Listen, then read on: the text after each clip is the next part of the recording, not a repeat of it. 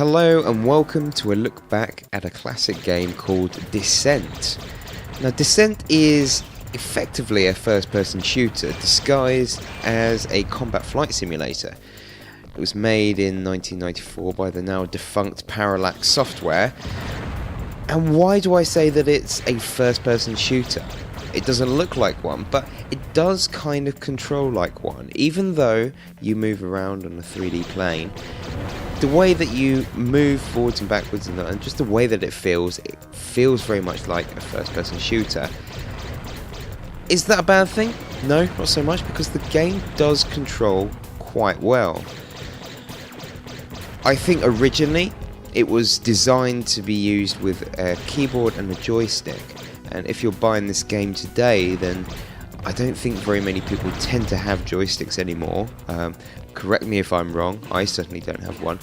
And so you use the mouse and keyboard, or at least I did anyway, and the kind of options that you would like to have and that you would have if you used the keyboard and joystick aren't quite there.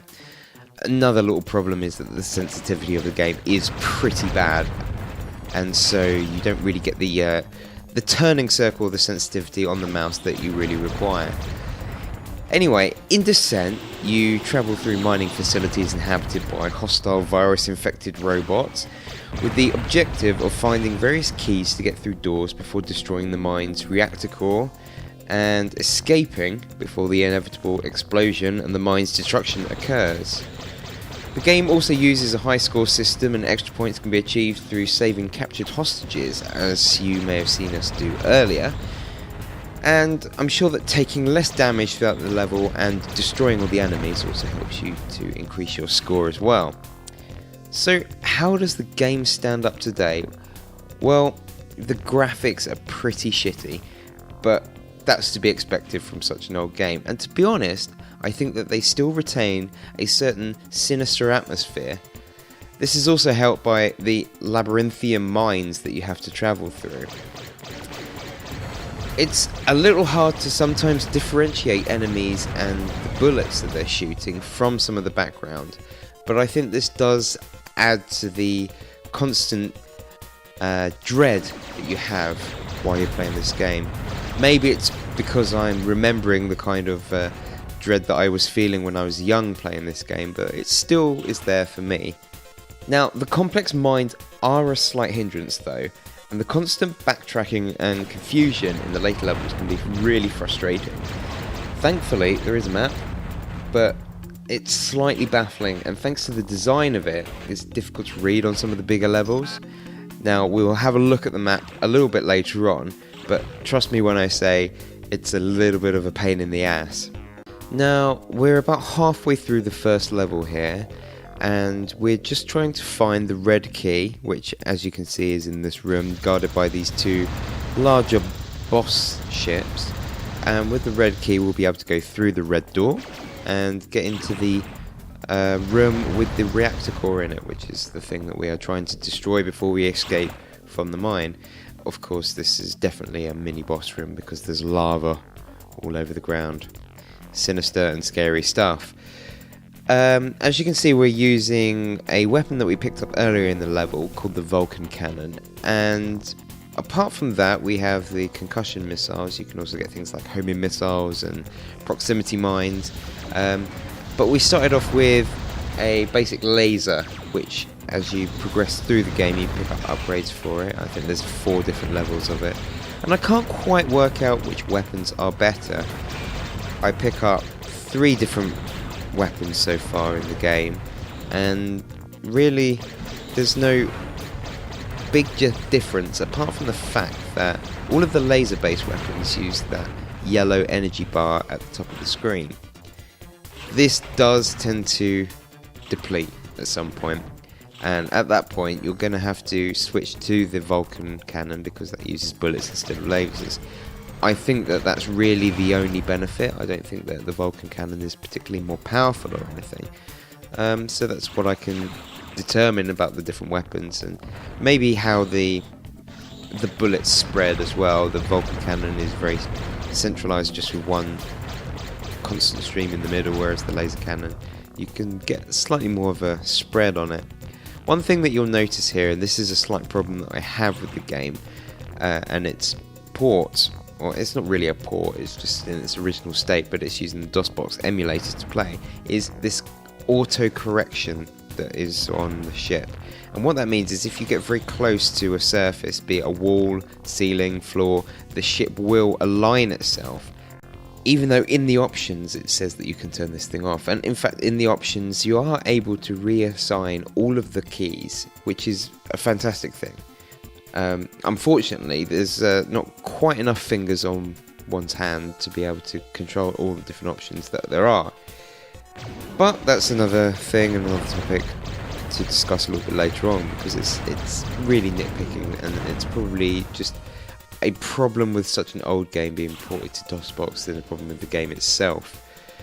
Now, we're in the final room at last, and in a minute, those big red bullets that are being shot are coming from the core of the mine, which is something we need to destroy. Now, one of the really cool things, and something that makes the game slightly stressful towards the end of each level, is that after you destroy this reactor core, you are going to have to escape from the mine. And often, later on in the level, in the game at least, you need to try and identify where this escape shaft is before you destroy the reactor core. Because the last thing that you want to do, because you only have 45 seconds to escape from the mine, is to be roaming around inside the labyrinth looking for where that exit is. Obviously on the first level it's very easy to find it. And that's the first level complete. And most of the levels pan out in a very similar way, although more keys are required to get through more doors, and the levels are bigger and more complicated and confusing to get through. The version released on Steam seems to be completely as the original was, which means that it carries a lot of the annoying bugs which can get in the way of really enjoying Descent. The main problem, aside from that auto leveling problem that I seem to have, is the inability to save your game. Despite there being a load option in the menu, it's just very, very strange. And if you play through up to, say, level 5 in one playthrough, and then you click new game before you quit, so you're still on the same run that you did the first time you played it, then it will give you the option to choose which level. However, if you quit the game and then reload, because there is no save function as it seems, you're going to have to play through the game from the beginning, and that can be a real big turn off to anybody who really wants to enjoy this game. But it does allow you to rebind all the keys, as I said before, and pick from a variety of control methods, though I very much doubt that a 360 controller will be compatible. These are side effects of an old game running on DOSBox and should be forgiven, but it does lead me to the next point, which is to discuss the impending release of a remake of Descent by fans and independent devs Sol Contingency. Now, these guys are using UDK and they are reimagining Descent for the modern day. Sol Contingency are trying hard to keep a similar feel to the controls and the same atmosphere which made Descent a cool game to begin with. The introduction of a more robust multiplayer system will be enough of an addition, in my opinion, and could work as a strong device to introduce new players to the franchise. The multiplayer side of it is kind of a good enough standalone reason to buy a new game and for them to develop this, but they're including a story which includes levels from Descent 1, 2 and 3, I believe, sort of all merged together and with different elements included into it. As you can see, this is quite an early build for their game, and you can recognise some of the enemies that we've been fighting in the original game that I've been reviewing. Obviously the textures are a little bit better, a little bit nicer, everything's a bit cleaner. They do still retain that sort of very basic low polygon count that you kind of fall in love with when you're playing the first game. And this looks really cool and I'm really excited about it, and the more information I get and whenever it's released, I'll keep you guys up to date and hopefully I'll be able to play it and give you a review of it myself.